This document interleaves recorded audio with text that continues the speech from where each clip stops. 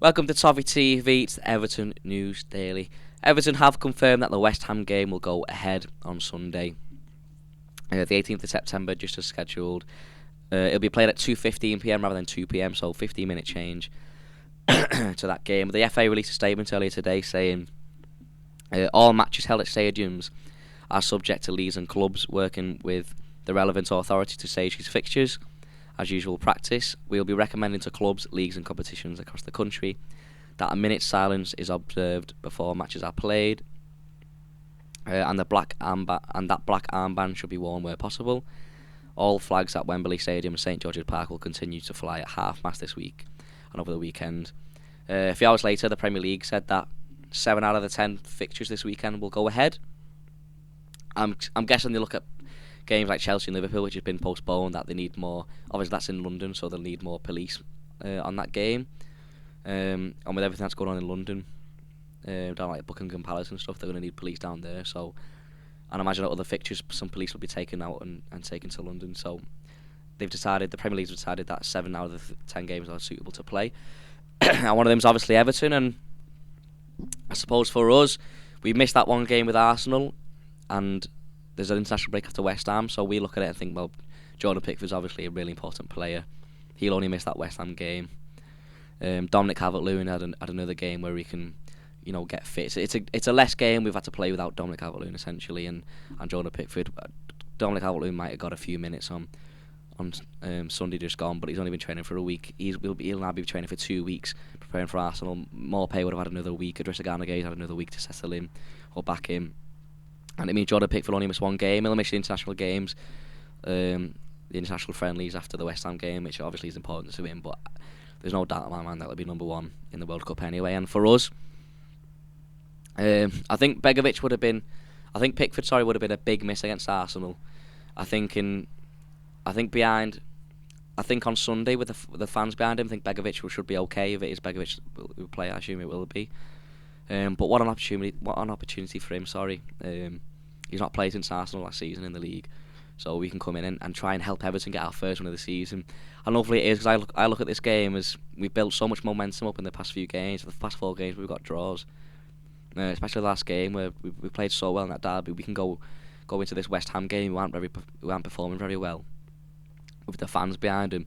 Hopefully we can get our first game, and if Begovic is in goal and has a really good game, that'll be great for him. And obviously great for us. Obviously Jordan Pickford's going to be a massive miss with his kicking, and some of the saves he pulls off every game. Some of the saves he pulled off against Liverpool, 2 or 3 of them are probably world class. So obviously we're going to miss him, but at least we'll only miss him for 1 game rather than 2 now. It's a big game on Sunday. We're still looking for our first win, and this is the momentum's building every game, and I think we can get that on Sunday. West Ham are struggling this season. I think they've won 1 game and they struggled for the rest of it. Obviously they lost last time out at Chelsea, so hopefully we can get our first win of the season. They play Thursday night as well in Europa League, or Europa Conference, so I'll see what happens. Everton's Academy Director Gareth Prosser has had an interview about his role at Everton Football Club.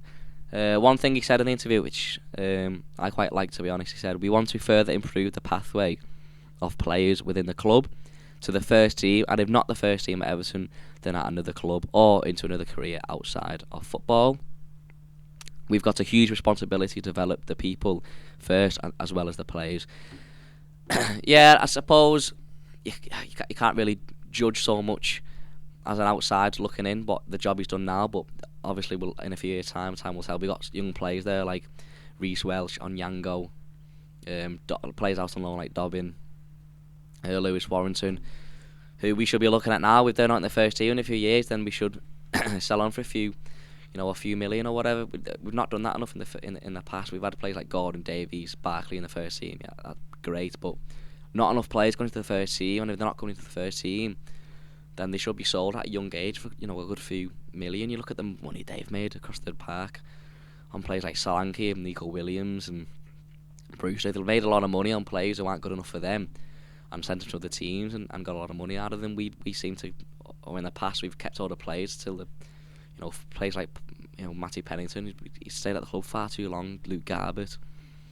Broadhead now, who's 24 and he's still an Everton player. I know he's out on loan and Everton giving a contract, probably looking trying to get money out of him.